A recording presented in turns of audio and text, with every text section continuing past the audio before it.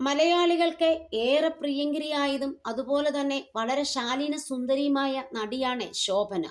ഇപ്പോഴത്തെ കാലഘട്ടത്തിൽ സിനിമയിൽ ക്യാരവാൻ ഉപയോഗിക്കുന്നത് ശോഭനയ്ക്ക് പലപ്പോഴും ശല്യമായി തോന്നാറുണ്ടെന്നാണ് നടി പറയുന്നത്.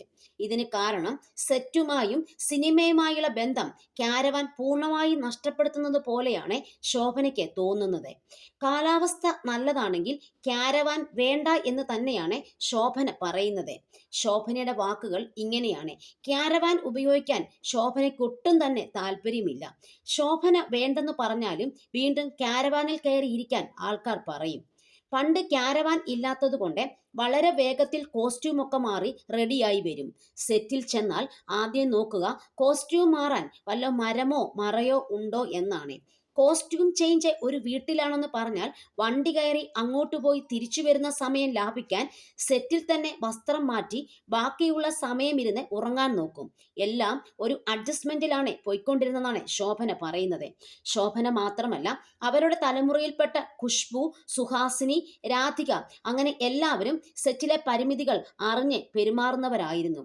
ക്യാരവാൻ ഒരു ശല്യമായിട്ടാണ് തനിക്ക് എപ്പോഴും തോന്നുന്നത്. അതിൽ കയറി ഇറങ്ങി വരുമ്പോഴേക്കും ശോഭനയുടെ മുട്ടൊക്കെ വേദനിക്കും.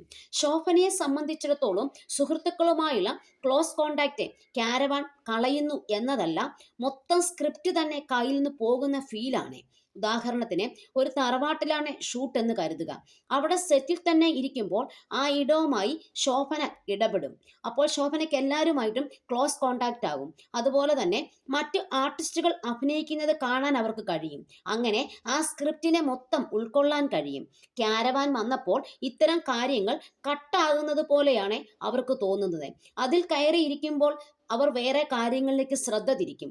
കുറച്ചു നേരമൊക്കെ സോഷ്യൽ മീഡിയ നോക്കും, വേറെ എന്തെങ്കിലും ചെയ്ത്. അതുകൊണ്ട് കാലാവസ്ഥ നല്ലതാണെങ്കിൽ ഒരിക്കലും ക്യാരവാൻ താൻ ഉപയോഗിക്കില്ല എന്നാണ് ശോഭന പറയുന്നത്.